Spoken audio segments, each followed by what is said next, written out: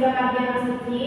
Di sini Ibu akan menyampaikan sebuah materi mengenai menjadi pendengar yang baik. Bisa kita lanjutkan? Bisa. Jadi kita harus tahu dulu mengenai menjadi pendengar yang baik. Poin dari menjadi pendengar yang baik. Nah, kayak di depan ini ya, Ibu akan menjelaskan. Menurut Cambridge Dictionary atau tentang good listening, yaitu pendengar yang baik adalah seseorang yang memberikan perhatian ketika kita berbicara tentang masalah kita dan apa yang membuat kita khawatir. Artinya kita juga mencoba mengerti dan memberikan support atau dukungan kepada mereka. Nah, jadi dari pendengar yang baik ini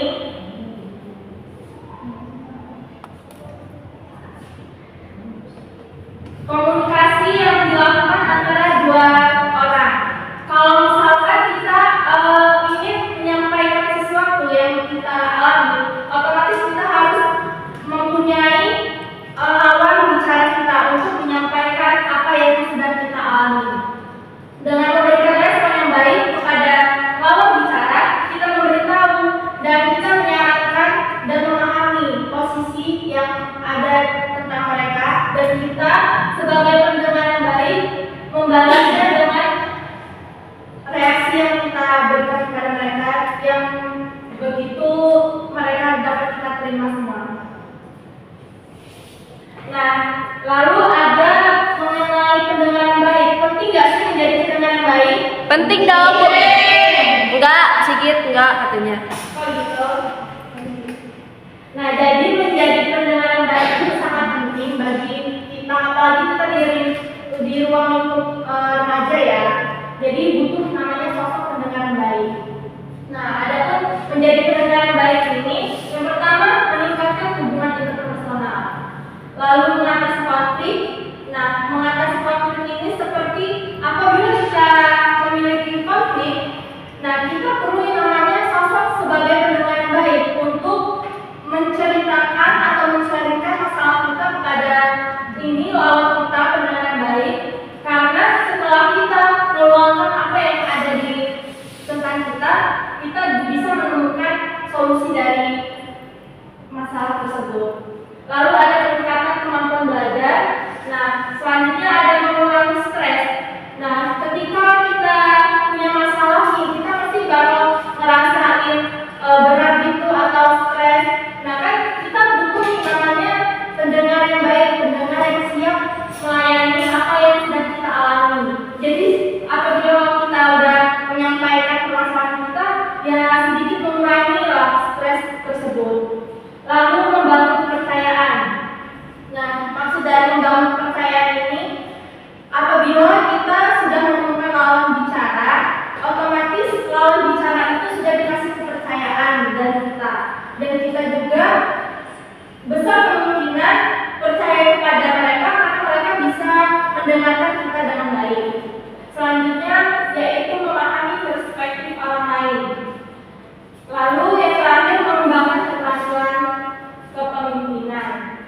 Nah, jadi itulah menjadi pendengar yang baik itu sangat penting di ruang lingkup remaja. Kalian semua di sini udah menjadi pendengar yang baik belum? Belum. Enggak tahu. Itu kenapa? Karena kalau orang bicara itu kita kadang-kadang dengar. Terus kalau misalnya itu tadi nggak sedikit ya, sekarang dulu. Jadi intinya kalian belum menjadi pendengar yang baik ya? Belum. Oke, lanjut ya. Jadi kan kalian belum menjadi pendengar yang baik. Nah, ini caranya upaya yang harus dilakukan menjadi pendengar yang baik.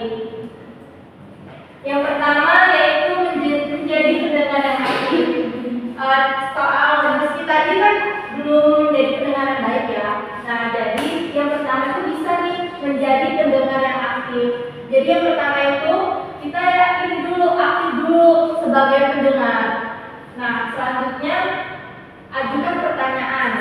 Ajukan pertanyaan di sini apabila kita terdapat sesuatu yang ganjal di diri kita bisa mengajukan pertanyaannya kepada lawan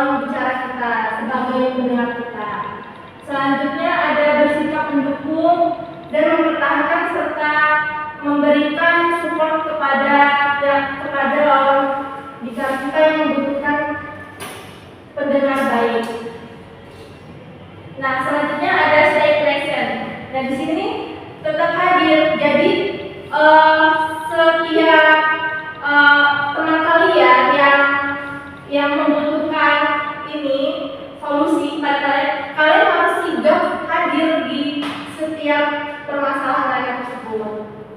Selanjutnya yaitu memberikan saran dan masukan. Nah, setelah kalian menjadi pendengar yang aktif, terus selalu hadir, kalian juga siap nih memberikan saran dan masukan kepada mereka.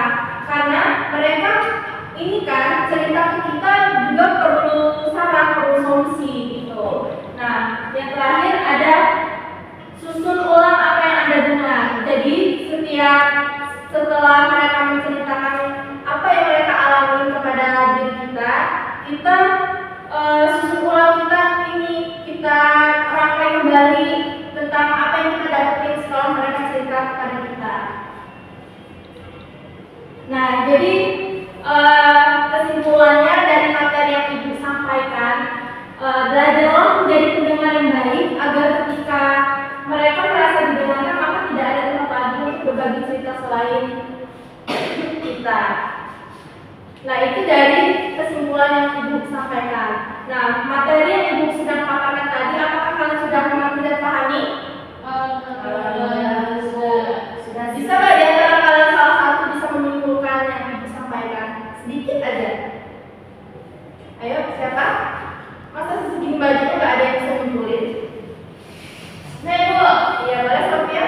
Jadi kita sebagai makhluk sosial itu harus memiliki sikap Toleransi. pendengar yang baik. Kenapa? Karena makhluk sosial itu kan membutuhkan satu sama lain. Jadi kita harus mendengarkan. Mungkin dengan adanya kita bisa membantu mengurangi masalah yang ada di teman-teman kita atau keluarga kita dan sebagainya. Itu. Oke, jadi menurut pendapatnya teman kalian ini, kita kan dia bisa menyimpulkan bahwa kita sebagai makhluk sosial, jadi harus saling membutuhkan satu sama lain gitu. Nah, ada lagi yang ingin ditanyakan selain setelah disimpulkan? Apakah ada yang ingin ditanyakan? Cukup. Baik, itulah yang dapat